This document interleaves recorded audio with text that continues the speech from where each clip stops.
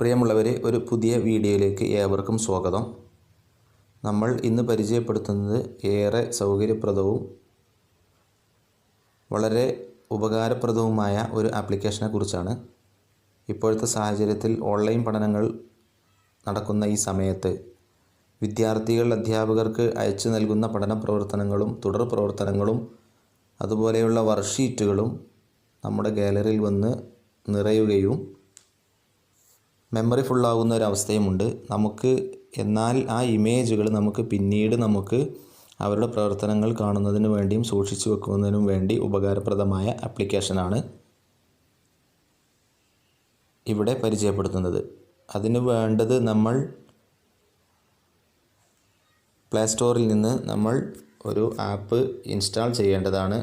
IMG2PDF എന്ന application ഈ വീഡിയോയ്ക്ക് താഴെയുള്ള ഡിസ്ക്രിപ്ഷൻ ബോക്സിൽ നിന്ന് അതിൻ്റെ ലിങ്ക് വഴി നിങ്ങൾക്ക് ഡൗൺലോഡ് ചെയ്യാവുന്നതാണ്.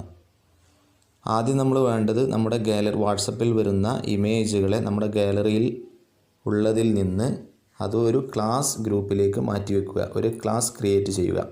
ഏത് ക്ലാസ്സാണോ നിങ്ങൾ എടുക്കുന്നത് ആ ക്ലാസ്സിൻ്റെ ഒരു ഗ്രൂപ്പ് ക്രിയേറ്റ് ചെയ്ത് വെച്ചിട്ട് അതിലേക്ക് ഇമേജുകളെ മൂവ് ചെയ്യുക. ഇങ്ങനെ ഒരു 1ാം ക്ലാസ്സിൻ്റെ ഒരു ഗ്രൂപ്പാണ് ഞാനിവിടെ ക്രിയേറ്റ് ചെയ്ത് വെച്ചത്. അവർ അയച്ചു തന്ന വർക്ക്ഷീറ്റുകൾ പഠന പ്രവർത്തനങ്ങളാണ് ഈ കാണുന്നത്. ഇതിനെയാണ് നമ്മൾ PDF രൂപത്തിൽ അല്ലെങ്കിൽ ഡിജിറ്റൽ ഫയലാക്കി മാറ്റുന്നത്. നമ്മൾ വേണ്ടത് ആ ആപ്പ് ഇൻസ്റ്റാൾ ചെയ്തതിന് ശേഷം ആപ്പിൽ നമ്മൾ പ്രവേശിക്കുകയും ഈ പ്ലസ് എന്ന ബട്ടൺ അമർത്തുകയും ചെയ്യുക. എന്നിട്ട് നമ്മൾ നേരത്തെ സെലക്ട് ചെയ്ത് വെച്ച ഈ ക്ലാസ് 1 എന്ന ഗ്രൂപ്പിൽ നിന്ന് നമുക്ക് ഒരുമിച്ച് ഇമേജുകളെ മുഴുവനായിട്ടും സെലക്ട് ചെയ്യാവുന്നതാണ്. അത് ഒഴിവാക്കിക്കൊണ്ട് അതിന് നമ്മുടെ മുകളിലുള്ള ഈ 3 ലൈനുകളെയാണ് പ്രസ് ചെയ്യേണ്ടത്. അത് നമുക്ക് ഒഴിവാക്കുകയും ചെയ്യണമെങ്കിൽ ഒരു പ്രാവശ്യം കൂടി അതിൽ പ്രസ് ചെയ്താൽ മതി. നമ്മൾ വിചാരിക്കുന്ന രൂപത്തിലുള്ള ക്രമത്തിൽ നമുക്ക് ഇമേജുകളെ സെലക്ട് ചെയ്യാവുന്നതാണ്. ഇങ്ങനെ നമുക്ക് ഓരോന്ന് ഇങ്ങനെ സെലക്ട് ചെയ്തുകൊണ്ട് ടിക്കിട്ടുകൊണ്ട് നമുക്ക് സെലക്ട് ചെയ്യാവുന്നതാണ്. ഞാനിവിടെ കുറച്ച് ഇമേജുകളെ സെലക്ട് ചെയ്തു വെച്ചു. ഡൺ എന്ന പ്രസ് ചെയ്തു. ഡൺ എന്ന് പ്രസ് ചെയ്തതിന് ശേഷം നമുക്ക് ഓരോ ഇമേജുകളെയും അതിനെ നമുക്ക് ഇങ്ങനെ എടുത്തിട്ട് ക്രോപ്പ് ചെയ്യാം. അതേപോലെ അതിൻ്റെ റൊട്ടേഷനും ചെയ്യാം. നമുക്ക് ക്രോപ്പ് ചെയ്യാനും സൗകര്യമുണ്ട്. ഓരോ ഇമേജുകളെ ക്രോപ്പ് ചെയ്യാനും സൗകര്യമുണ്ട്.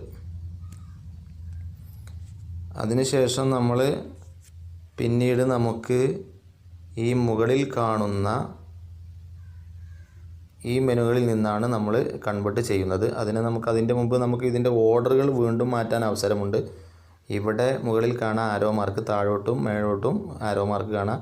അത് നമുക്ക് അസെൻഡിങ്ങും ഡിസെൻഡിങ്ങും ഓർഡറിൽ അല്ലെങ്കിൽ date based, size based, name based ഒക്കെ ഡിസെൻഡിങ്ങും അസെൻഡിങ്ങും നമുക്ക് ഓർഡറുകൾ മാറ്റാവുന്നതാണ്. അതിൻ്റെ ആവശ്യമില്ലെങ്കിൽ ടിക്ക് കൊടുക്കുക.